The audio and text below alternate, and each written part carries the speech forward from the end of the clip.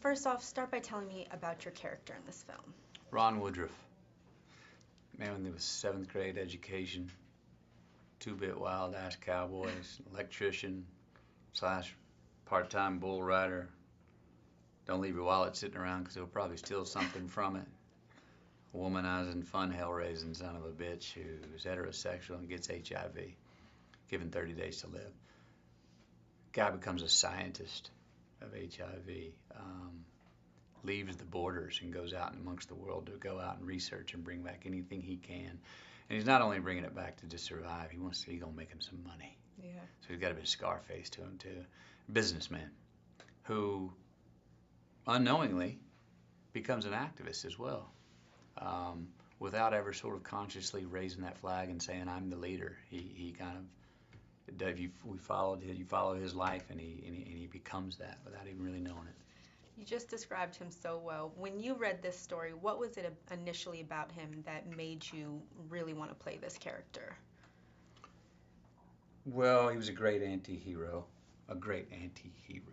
who, and what you get, what I enjoy about an anti-hero is you don't have to abide by society's laws. Actually, they're outside the law, or they butt the law in the face. They butt the governor in the face. They butt the parental guidance in the face. They do it their own way, and that means where they're the rule breakers and they make up their own rules. They're usually on the run from something or ducking or diving something and have to live a little either on the outskirts of society or go right up the middle, which a version of Ron going right up the middle is selling memberships, not selling the drugs. He used the system and a loophole in the system to beat the system. And this fact that this guy, he really only found purpose in his life when he got HIV. He found the one thing that he could grab a hold of and fight for every single day, every minute of the day. And he was never going to lay down and go, woe be me. He was not going to fade away. And what did he do? If you look at the film, or what I think his legacy would be, he's a guy who I think shook the tree enough to where it's possible that the FDA has approved certain drugs that have worked for HIV sooner than maybe they would have, because he was a bit of a thorn in their side, enough where they wanted to shut him down and keep him quiet. Yeah. You know? That's what I liked about him. He never stopped. Mm-mm.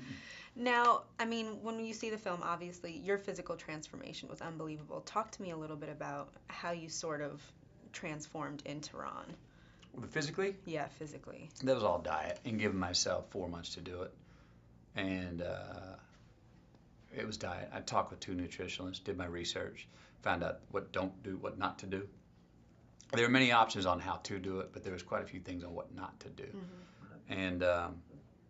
And then I just committed to it. And I had the support of my family and my wife, and I ate controlled meals, and I didn't go have meetings at my favorite steakhouse. Until the end of the movie, anyway. And I had my cheeseburger. With the physical transformation, because there were, even the opening scene where you're at the rodeo and you're hopping over a fence, running away from guys, was it hard to do it at such a thin weight? Well, that particular scene, and I'm a runner in real life, and that particular scene, I hadn't exercised in 4 months, and I stretched because I knew it was a short run, but I knew I had to run. I made it 20 feet, and my thighs just locked up, and I just boom, my legs buckled, and I went down. I went, cut!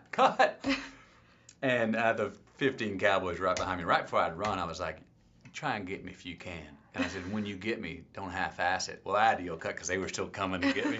And now I had to hop up and say, I had no idea that my legs were going to lock up like that. And they just hadn't been used like that.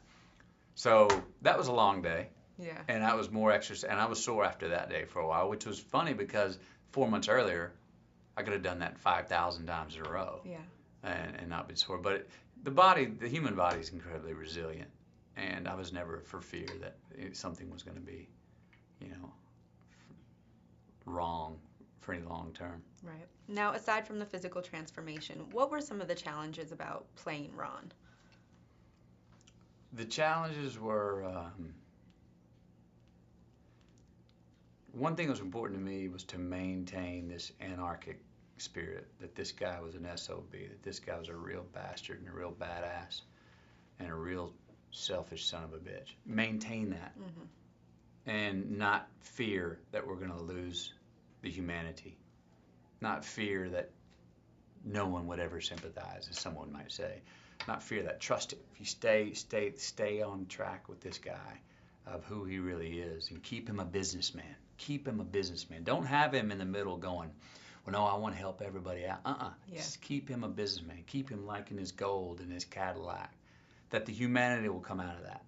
And John Mark and I got on the same page about that, and we checked in every week about it, but we said we got to trust it. And I'm really happy with how it works and comes across in the story. So that was one, and then the other was showing variations of rage, because the guy's got a lot of rage in him, and rage is the emotion that I think propels the most activity in us. But he had rage against his circumstance. He had rage against his ticking clock of how long he's supposed to live. He has rage against the government. He has rage about, probably rage at God. And so his rage at his friends who are isolating him and abandoning him. Different forms of rage to show variation in those.